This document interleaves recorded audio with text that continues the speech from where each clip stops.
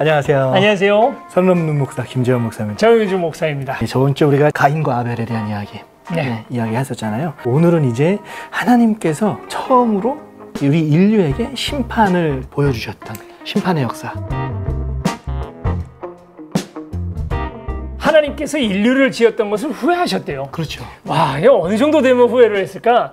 노아 이전의 그 문명들이 지금은 남아있는 문명들이 아니니까 그때 당시 사람들이 어떻게 했는지에 대해서 우리는 너무 짤막하고 단편적으로만 알고 있어요. 어쨌거나 하나님이 야, 이것들 안 되겠다. 후회를 하셨어요. 상상도 못할 만큼 타락을 했던 모양이에요. 하나님께서 그래서 비를 내리셔서 밑에서부터 물이 솟아나기도 하고요. 위에서부터 40일 주야로 계속해서 비를 내리셔서 심판 전 상황에 대한 짤막한 이야기는 이와 같습니다. 하나님의 자녀들과 그리고 이 땅의 인간들의 딸들이 서로 혼인을 했다. 근데 그에 대하여 이제 하나님께서 이제 많이 진노했다 얘기를 합니다. 여기에 대해서는 딱히 뭔가 하나로 정해지는 정설이라는 게 없어요. 그래서 주님께서 말씀하셨다. 생명을 주는 나의 영이 사람 속에 영원히 머물지 않을 것이다. 사람은 살과 피를 지닌 육체요. 그들의 날은 120년이다. 라고 말씀하시거든요. 여기서 이제 120년이 그래서 사람 수명이 120년으로 줄었다로 오해를 하시는 분들이 있는데 그게 아니고 이 결심을 하신 이후부터 120년 뒤에 끝내겠다라는 그렇죠. 얘기예요. 여기 이제 하나님의 영이라는 것도 생명이 그러니까 이제 다 죽이겠다라는 얘기로 볼 수가 있고요.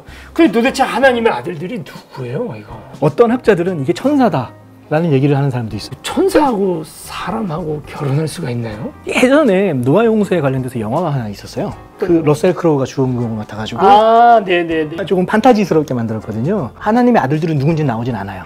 그런데 네피림이라는 존재는 나와요. 굉장히 거대한 거인족으로 조금 괴물 같은 존재로 나오더라고요. 근데 사실 그렇게 볼 수는 없습니다. 예, 그렇게 보기에는 어렵고요. 그나마 좀 상식적으로 이 본문을 조금 해석하자면 하나님의 아들들이라는 건 사실 성경에서 아담의 자손 중에 셋의 자손과 그리고 가인의 자손들이 이어져 나오거든요. 그러니까 이건 대표성을 얘기하는 거예요. 하나님의 사람들과 하나님의 사람이 아닌 사람들, 하나님을 거부하는 사람들, 계보가 흐르는 거죠. 이게 흐려지기 시작했다.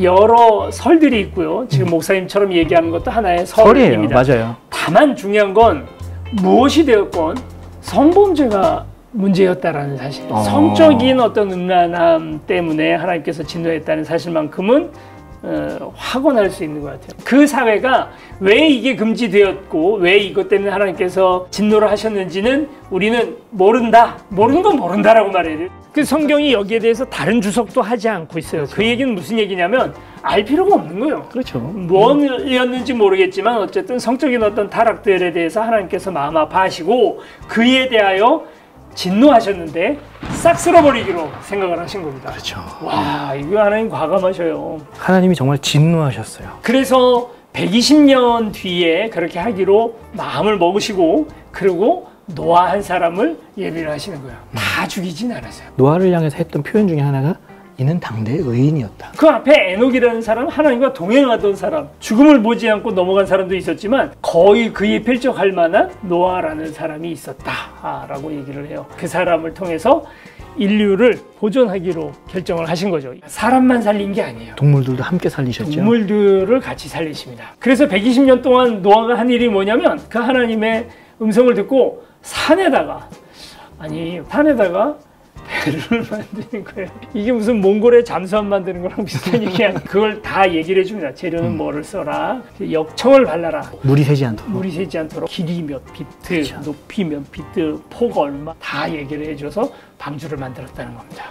지구상의 포유류, 파충류, 조류 다 합쳐서 육지를 기어다니고 있는 동물들이 이 식양대로 만든 방주 안에 다 들어갈 수 있을까요? 없을까요? 노코멘트 하겠습니다. 차곡차곡 폭에서 이렇게 하면 어떻게든 밀어넣으면 들어간대요. 1년을 생존할 수 있느냐? 그건 불가능하다. 막 뛰어다니고 날아다니고 해야 되는데 거기 어떻게 그 동물들이 다 들어와서 살 수가 있겠어요? 그럼 거짓말이라는 거예요? 재운 게 아닐까? 1년간 마취제를 써서 노아와 노아의 가족들만 따로 살리셔서 그들을 통해서 다시 인류가 이어지게 만들어 오셨다는 거죠. 그 장면에서 굉장히 드라마틱한 한 장면이 있다면 바로 그 부분입니다. 비가 이제 쏟아지기 시작을 하죠. 그렇게 쏟아지고 있는데 방주의 문을 닫는 누가 닫았나? 하나님이 직접 닫아주셔요. 하나님이 노아에게 명하신 대로 살과 피를 지닌 살아 숨쉬는 모든 것들의 수컷과 암컷이 짝을 지어 방주 안에 들어갔다. 마지막으로 노아가 들어가니 주님께서 몸소 문을 닫으셨다. 그렇게 얘기합니다. 구원을 누가 받느냐에 대한 문을 열고 닫고 하는 게 베드로라고 자꾸 얘기를 하더라고요. 베드로가 천국의 열쇠를 들고 있으니까, 그러니까 그 베드로가 그 문을 열고 닫는 수문장으로 자꾸 얘기를 하시는데 저는 아닐 거라고 확신을 합니다. 베드로가 아니고요. 하나님이 하시죠. 네. 김서택 목사님 책을 읽다가 이 장면에서 누군가는 히말라야 꼭대기에 서 있는 사람도 있었겠죠.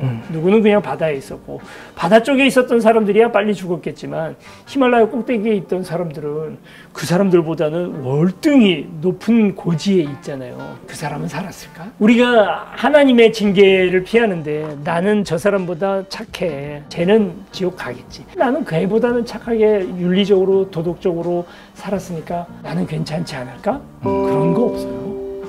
다 죽어요. 물이 잠겨서 한 사람도 살지 않았다는 것은 하나님의 진노 앞에서는 도토리 기적이었다는 거예요. 성경에서 우리가 자꾸 하나님에 대해서 오해하는 것 중에 하나가 하나님은 좋으신 분, 하나님은 선하시고 착하신 분, 뭐 이렇게 우리가 하나님을 표현할 때가 있거든요. 근데 사실 하나님 무서우세요. 죄에 대해서는 하나님이 쌓고 계시다라는 표현을 쓰시더라고요. 분노 조절 장애 있으신 분 아니야? 정말 물이 차듯이 차다가 넘치는 날이 있을 것이다. 그것이 바로 오늘 노아에 나왔던 노아의 홍수 사건일 테고, 나중에 언제인지 모릅니다. 그때가 되었을 때 또다시 하나님은 심판을 하실 것이다 라고 성경은 말하거든요. 그렇죠. 그 심판이 물론 부분적으로 자꾸 이루어집니다. 이스라엘이 멸망했을 때, 중세 유럽이 여러 가지 재앙을 얻었을 때 그 부분적으로 이루어지는 부분들이 있습니다만, 분명히 지구도 지구의 역사 안에서 지구가 끝나는 날이 분명히 있거든요. 있죠. 그것은 노아의 홍수처럼 오게 될 거예요. 자, 그게 언제일까요? 맞춰보세요 한번. 이거 어떻게 맞춰? 교회에서 가끔 요거 날짜 계산하시는 분들이 있어요. 요한계시록에 나오는 뭐 곡과마고 뿔 8개 달린 용 이런 것들을 지금 현대의 국가들하고 매치를 시켜서 3년 남았다 막 이렇게 얘기하고 예언하시는 분들이 있대요. 절대 가짜입니다. 믿지 마세요, 여러분. 세대주의 종말론이라고 해서 절대 귀 기울이지 말아야 할 나쁜 얘기들이에요. 사실 이런 세대주의적 종말론과 위기설 이런 것들은요, 기독교 역사 수천 년 역사 가운데 계속 있어 왔어요. 666 바코드, 이게 말도 안 되는 얘기고요. 이런 일들로 선동을 해서 이득 보는 사람이 누구냐? 그 말 떠드는 바로 그 사람이 이득을 보는 거거든요.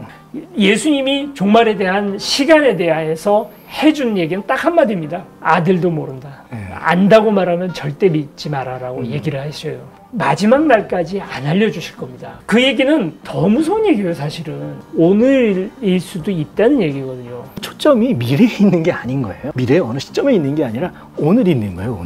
오늘일 수도 있다는 생각을 가지고 사는 것을 종말론적 삶이라 하고 신앙인들이 반드시 가야 할 길인 것이지, 어서 지옥 보고 왔다, 하나님이 뭐 언제 끝난다고 말하더라 라는 그런 이야기들에 여러분 혼란하실 필요는 없어요. 그걸 가지고 뭔가 여러분들의 행동들을 자꾸 변화시키고 헌금을 더 걷고 사기입니다. 악해요. 그건 정말 악해요. 여러분 그런 거에는 넘어가지 마세요. 하지 마시고. 그래서 1년간 계속 되죠. 그 속에서도 하나님의 은혜는 그치지 않아서 노아와 그의 가족들 그리고 그 타고 있던 동물들이 살아남았어요. 그러고 이제 물이 빠지기 시작을 하는 겁니다. 처음에 이제 물이 빠지느냐 아니냐를 알기 위해서 까마귀를 보냈죠. 예, 까마귀는 갔고, 그 다음에 비둘기가 올리브 잎을 하나 물고 온 것을 보고 어디선가 올리브 나무가 자라고 있구나 하는 것을 알게 됐어요. 이제 자포자기할 만 했을 거예요. 이제 이제 우리는 이렇게 보트 피부를 살다가 죽는가 보다. 희망이라는 걸 갖다 준 거죠. 그리고 하나님께서 그 희망을 직접 보여주시죠. 무지개를 보여주시면서 내가 다시는 물로 심판하지 않겠다. 그러니까 다음 심판은 불로 한다. 아라랏산에 이 방주가 이제 걸렸는데요. 그러고 나서 이제 모든 생명체들이 나오고, 작은 에피소드 하나가 있었어요. 노아가 이제 그곳에서 포도 농사를 지었다라고 그렇게 얘기를 해요. 실제로도 포도를 농사를 지어서 포도주를 만들었던 지역이 딱 그 터키. 포도주를 흠씬 마시고 벌거벗고 누웠던 거예요. 막 떠들었죠. 아버지 벗었다. 야, 저게 뭐냐, 저게. 아버지 제신머리 없이 벗고 저 얘기를 하고 다녔던 거예요. 노아도 좀 너무했어. 거기다 대고 저주를 하죠. 아들을 저주하는 사람의 멘탈은 뭘까요? 한 너는 두 형제 야벳과 셈을 섬기게 될 것이다. 근데 이게 나중에 어떻게 연결이 되냐면 노예의 역사랑도 연결이 돼요. 함이 흑인이다라고 하는 날조된 역사죠. 함은 흑인이 아닙니다. 네. 여러분 어디에 많이 사냐면 가나안 중근동 쪽에 많이 살아요. 셈족들도 많이 살지만 거기에 함족들이 많이 살아서 나중에 가나안족 7부족이 있다가 유대인들에게 다 점령당했잖아요. 다 함의 후손들이에요. 사실 그때 당시에도 함족이다 뭐 이렇게 얘기는 하지만 정확하게 이 사람은 순수 혈통의 함족이다라고 말할 수도 없어요. 함족 가운데 크레타 사람들이 있어요. 그리스 문명의 발상지잖아요. 그 크레타 사람들이 함족이에요. 백인이에요. 일부는 흑인이었고요. 함으로부터 흑인도 나왔고 백인도 있었던 거예요. 크레타 사람으로 정확하게 나와요. 이 사람들이 누구냐면 블레셋 사람들이에요. 이스라엘이 그 미워하던 블레셋 사람들은 함의 후예였던 거예요. 이스라엘 사람들이 미워한 사람들은 다 함 사람들이야. 이걸 나중에 흑인 노예를 정당화하는 본문으로 갖다 끌어다 쓰는 거예요. 절대 그렇게 돼서는 안 됩니다. 성경을 혐오나 또는 차별을 합리화시키는 책으로 보시면 안 돼요. 이게 벌써 수천 년 전의 책이에요. 그때 그 사람들의 이야기고 그 사람들이 경험한 하나님을 여기다 써준 거예요. 또 역사적인 많은 프리즘을 통해서 다시 재해석하는 과정이 필요한 겁니다. 네. 이 홍수 사건을 통해서 정말 하나님이 어떤 분이신지를 좀 알았으면 좋겠습니다. 심판하시는 하나님이시고 잔인한 하나님이시고 죄에 대하여 진노를 쌓고 계신 하나님이시다. 여러분 꼭 기억해 주시기 바랍니다. 좀 어둡게 끝나네요. 바벨탑 이야기를 다음 시간에 이제 하게 될 텐데 그때부터는 좀 재밌는 얘기도 좀 한번 해볼까요? 네. 오늘 여기까지 하겠습니다. 네. 안녕.